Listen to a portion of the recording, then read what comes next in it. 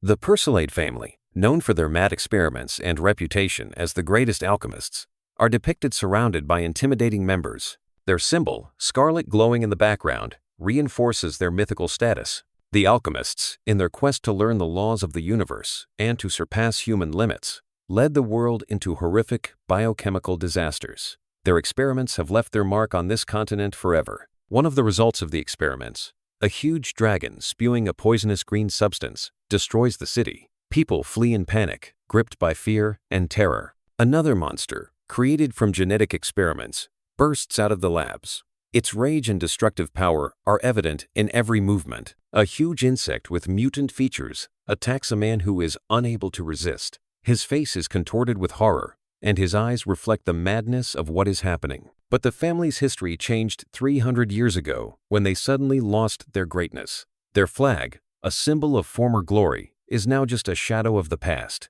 Eso Persillade, a descendant of the family, claims genius and vows to regain his former glory. He sees a biological weapon as a chance to prove his power. His ambitious plan will be completed in 400 days when a development called Ultimate Calamity is ready. The lab glows green, adding to the gloom of his intentions. Eso orders his assistant, a biologically modified rat named Cheese, to begin the final phase of the experiment. He demands to monitor the purity of the solution, not allowing the parameters to drop below 70%. Splinter's Cheese takes umbrage, demanding respect and reminding him that his name is not Dirty Rat. Despite his unusual nature, he is full of dignity. The parameters of the object in the incubation tank are stable. The purity of the solution is 99%. The body temperature is 25 degrees, and the heart beats 15 times a minute. Everything's going according to plan. Cheese injects 52 grams of black sulfur to remove impurities and bacteria. The purity of the solution has dropped to 91%,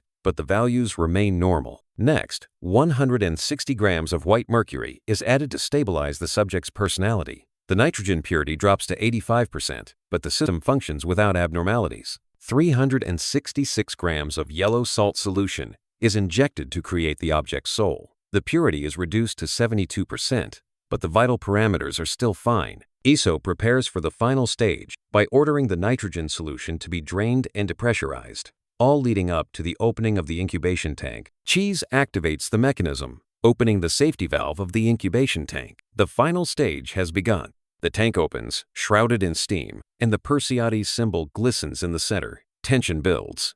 Eso triumphantly declares that his work, dubbed the Ultimate Calamity, is complete. This biochemical creature could destroy the entire world. The diagram shows a creature with an intimidating outline, ready to be activated. The sight of it is awe-inspiring and terrifying. Eso gleefully commands his creature to use his power to conquer the world. A slender leg emerges from the incubation tank, causing the first surprise. The subject's body turns out to be female, with emphasized forms, which raises even more questions. A tall girl with long blonde hair appears before Eso, as if she has descended from heaven. He cries out in horror, "What? What the hell is that?" His expectations have clearly not been met.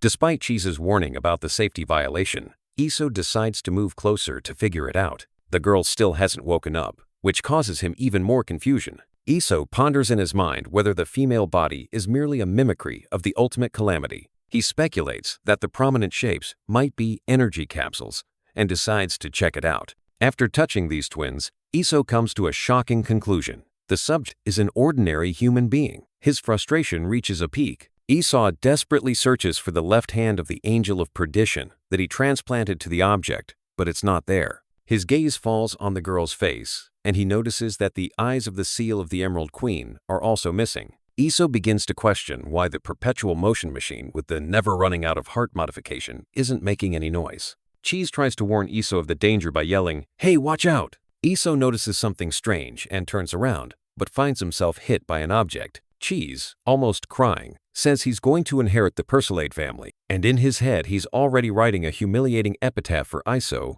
saying he wasn't killed by some heroes but by his own experiment, especially since the guy died a virgin. The young man threatens Cheese that he will plant scavenger beetle eggs in his cheese warehouse, to which he replies in horror that this is too cruel. A broken vial of mutated fire snail blood can be seen on the floor, clearly related to what happened. Eso, lying next to the girl, claims that his soul is compatible with the object, and he couldn't die from her blow. Cheese, scratching the back of his head, replies suspiciously that he doesn't remember Iso's order to add liquid soul extract. A young man in a gas mask sternly inspects the laboratory and, noticing his assistant's actions, abruptly orders him to stop drinking the yellow salt solution. He adds that the proportions are slightly wrong and demands that he carefully introduce the compound into the main solution, warning him not to spill anything. The assistant rat, hearing the harsh words, nervously agrees, quickly excusing himself and assuring that he understood everything. The rat's curiosity gets the better of him,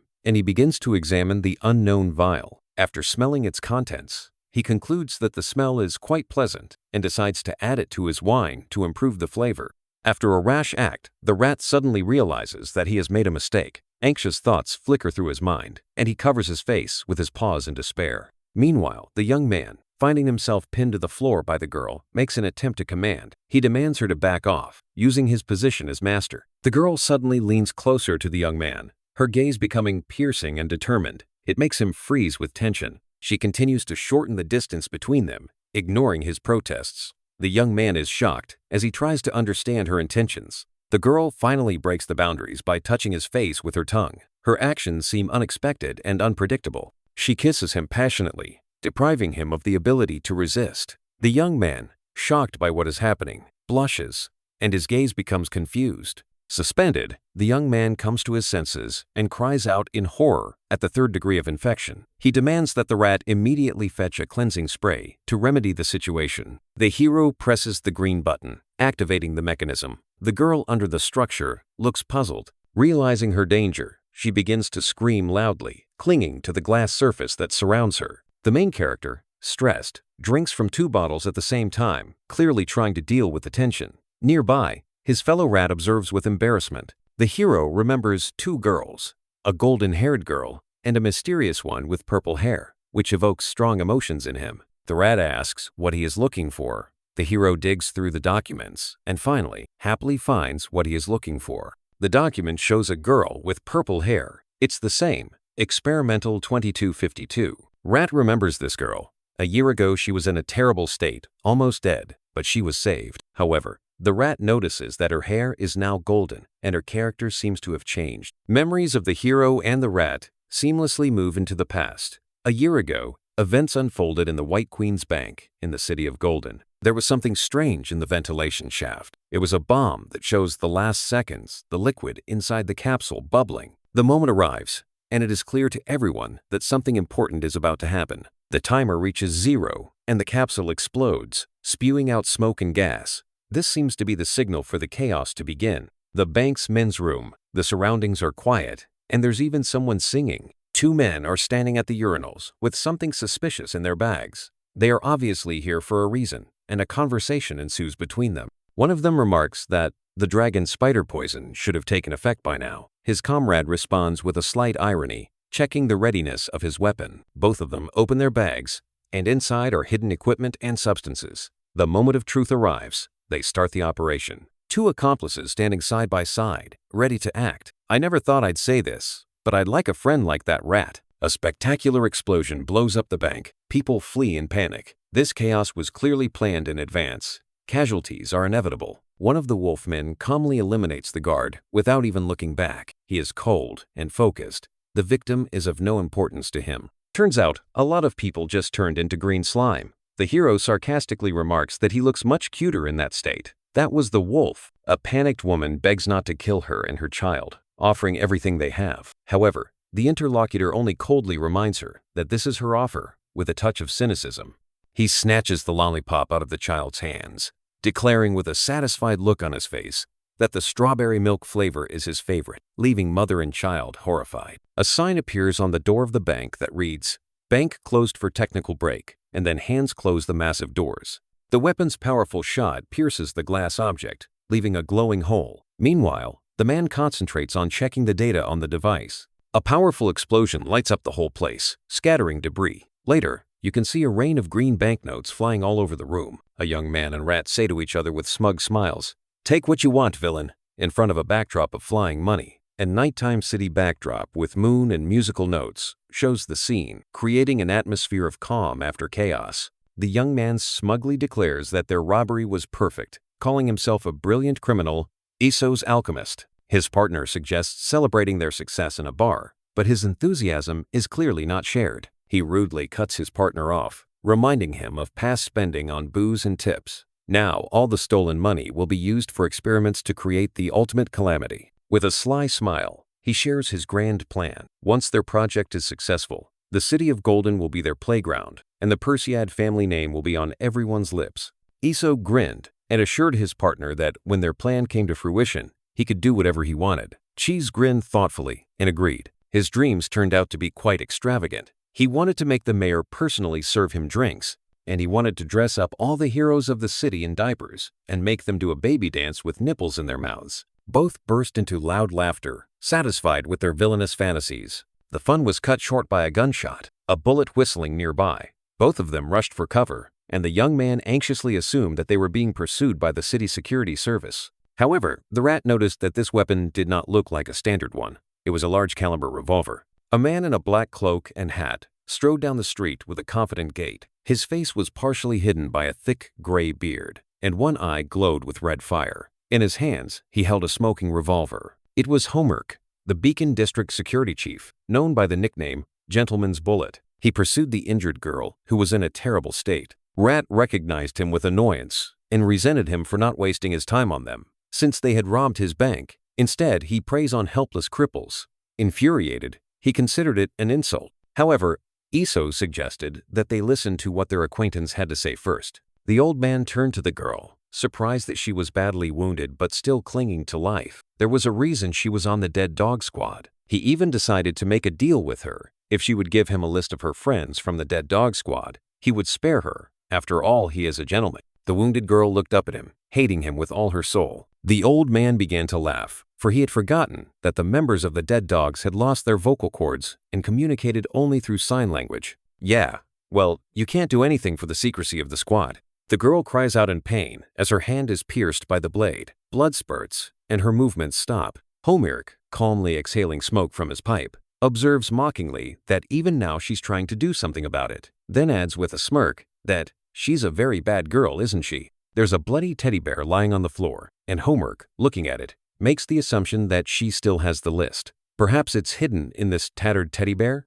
The girl clenched her teeth and tensed her body, trying to rise, but her strength was running out from her wounds. Suddenly, Homerk strikes sharply, causing her to collapse to the ground again. He notices that this mud bear seems to be very important to her. He grins in confirmation of his words, and after giving her a second of hope, tosses the toy in front of her. The girl, despite all the pain, reaches for him, but at that moment, the old man shoots at the toy, from which it explodes into small pieces. Homerk states with indifference that even if he can't get the list back, her body will also bring him a reward, albeit a slightly smaller one. Suddenly, someone starts saying that Homerk is an enemy of the criminals of the city, hungry, principled hero, Chief Homerk in fact, also a man who falls for money. The man turned sharply, pointing his gun toward the silhouette in the doorway, warily asking, "Who's there?" In response, a masked man with brightly glowing capsules emerges from the darkness, introducing himself as Golden City's most vicious criminal and greatest alchemist. He approaches, declaring his name with a cold stare, "Baron Iso."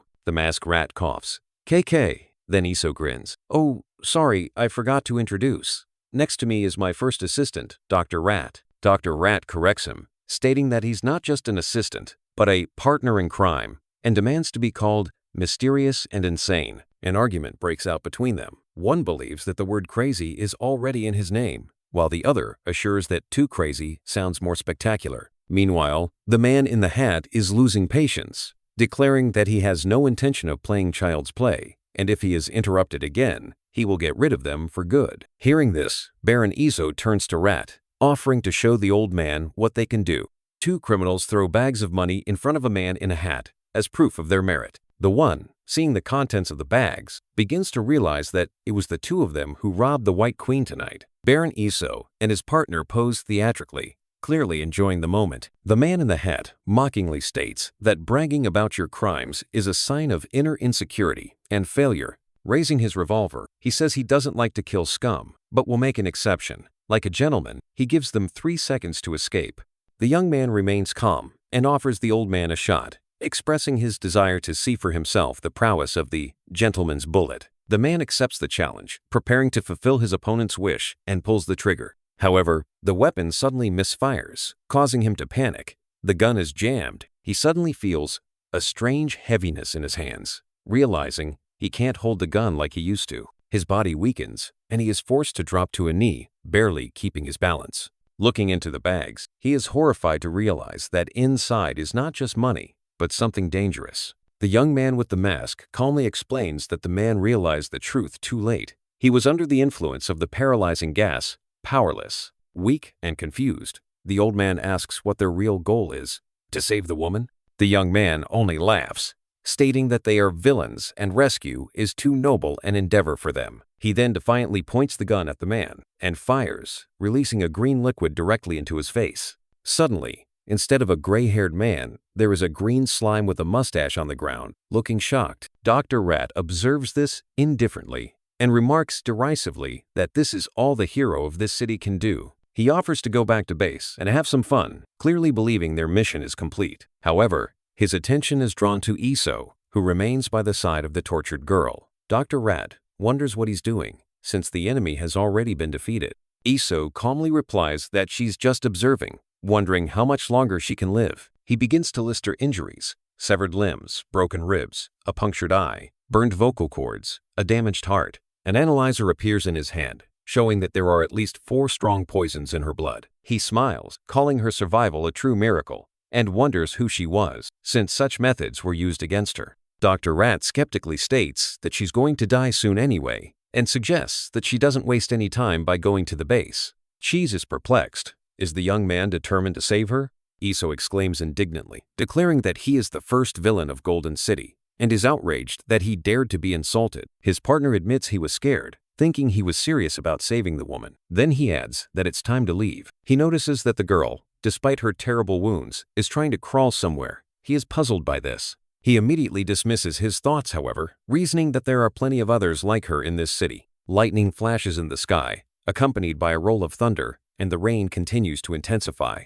Against the rain, boxes fall into the dumpster, creating small splashes of water. Meanwhile, the 2 villains leave, hiding under umbrellas. One of them philosophically remarks that the rain will wash away the blood and crime, and then everyone will forget what it was. A bleeding girl lies in the pouring rain, drops of water mix with her blood, making her condition even more desperate. She lies motionless on the ground, against the rain-washed rocks. She smiles weakly through the pain, for her toy is near. Her wounds are watering, and her gaze gradually fades. The girl is lying on the ground, her body exhausted, and her wounds won't stop bleeding. Her fingers clench weakly, as if she is trying to hold on to something, but there is little strength left. Black boots stop in front of her body, and then a young man with an umbrella looks up at her, standing over her. Scene change. In the operating room of the Nightmare Lair, 2 people are preparing for surgery. Rat is nervous, asking if his partner realizes what they are doing. Iso calmly replies that it's just a surgery, as if it's a routine thing. A girl is placed on an operating table, her body covered with wounds and surgical instruments, and drops of blood all around. Cheese is furious, asking since when his partner decided to save people, reminding him of their true purpose. Iso assures him that he hasn't forgotten his plans. They must become the greatest villains and bring fear back to the whole world. He says that before that, they need to create a biological weapon capable of destroying the world, the ultimate calamity. The silhouette of an eerie dark creature appears, shrouded in an ominous glow that should absorb all the strongest negative emotions: pain, anger, despair. But to make it work, there had to be a little bit of purity inside. That's why their experiments failed. Iso is sure this girl is perfect for them. Cheese realized that the girl could die at any moment because she was badly wounded. The young man decisively declares that they must begin the experiment immediately. He specifies that he will prepare the blood from the cocoon of despair, and his partner will handle the grafts. In the container rests the left forearm belonging to the Ash Angel. Another capsule holds the right eye of the Emerald Empress, immersed in liquid. On a special platform lies a heart called the Eternal Engine, filled with green energy. The decalcified blood from the cocoon of despair blazed in a huge tankard. The young man enthusiastically declares that it is time to start the experiment and create a miracle. In his hands is a picture of a girl signed as Ultimate Calamity with the code name 2252. Returning to the present moment, the blonde is trying to get out of this capsule. Cheese wonders what they will do next, to which the young man replies that the standard procedure will begin in the morning: observation, cultivation, and testing. The rat asks what will happen if the experiment fails again. The young man answers without hesitation, "Then we'll destroy it." The young man declares that he is not going to keep the failed experiment around, his gaze becoming cold and determined. Various masks are lined up on a dark shelf, and on the table are notes, a map, and a strange red crystal. The room is dimly lit, a young man asleep, a table with books, a map, and the same red crystal next to his bed. A portrait of a woman in black hangs on the wall. As the young man sleeps, he remembers that kiss. The young man wakes up abruptly and tosses and turns in bed, wondering why he can't sleep. He touches his fangs and ponders the crystalline walls of incubator number 1, deciding to test them for strength. In a dark room, a blonde woman sits in a glass capsule, shrunken and wrapping her arms around herself. The young man notices that she looks calm. The blonde trembles, her face expressing fear and weakness, but her gaze remains realized. Guy ponders whether the ultimate calamity is really afraid to sleep alone. He tries to convince himself that he doesn't care, since it's just an experimental object, and most likely a defective one at that. Remembering moments with her, he frowns, as if he has doubts brewing inside. He hesitates, then presses the red button. The girl looks at him in surprise, and he announces that he will take her to a place where she can get a good night's sleep. They go to the 7th level of the base, where they observe particularly dangerous experimental facilities. In one of the cages sits a huge dragon who threatens with fury that he will devour Iso as soon as he gets out. In another cage is a strange creature with a single pulsating eye that threatens to enter his soul and torment it forever. The guy caustically declares that objects number 8 and number 15 are the most cheerful guys, and if the girl lives among them, she will definitely stop being afraid of something. The girl is horrified to realize that he is seriously leaving her here, and the monsters continue to intimidate her. The guy goes quietly to bed, satisfied with his brilliant idea. The young man sprawled happily on the bed, relishing the opportunity to finally get some sleep. The dragon turns to the monster with a single eye with a sneer, surprised to find an ordinary human in their midst. The girl sits next to him, shrinking fearfully. Huge Eye replies that he himself doesn't know the reason, but mentions that the young man called the girl the ultimate calamity. The dragon laughs loudly, unable to believe that such a tiny human could pose any threat. The monster with the eye doesn't hold back a sarcastic laugh either, stating that the young man has failed experiments 1,000 times before, and now he doesn't even try to create decent creatures. The girl presses herself against the wall in fear while the monster with the eye approaches sharply, intimidating her. The dragon warns her that the walls here are made of a special material that even he can't destroy. However, he promises to become her riding beast if she does manage to do so. Eye doesn't miss a chance to mess around either, saying that even his strongest magic can't break through these walls, but if the girl manages to break them down, he'll voluntarily become her pet. The girl raises her hand silently, focusing, determination appearing in her eyes. Her hand is suddenly covered in fiery energy, and her fingers extend into claws that exude a powerful aura. Dragon and Eye of the Abyss look anxiously at something. The dragon exclaims, "Wait, what is it?" clearly shaken by what is happening. The girl looks at her hand in surprise when a powerful stream of fire suddenly erupts from it, colliding with the wall. The dragon watches stunned, exclaiming, What kind of a gimmick is this?" A fiery explosion shakes the space. Waves of heat spread out in all directions, illuminating the dark room, and the glass begins to melt. The girl looks at her hand in confusion, which is now covered in dark magma cracks, as if the flames had become part of her body. Dragon and Eye of the Abyss look at her anxiously, with traces of fire still hanging in the air, hinting at their fears. The dragon suddenly changes its tone and cries out in panic, "Mistress, take a bow from me. No, take a bow from the little dragon. I am henceforth your riding creature." The Eye of the Abyss echoed him, lowering its tentacles in a submissive gesture. "Mistress, from now on I will be your pet. Would you be so kind as to let me out too?"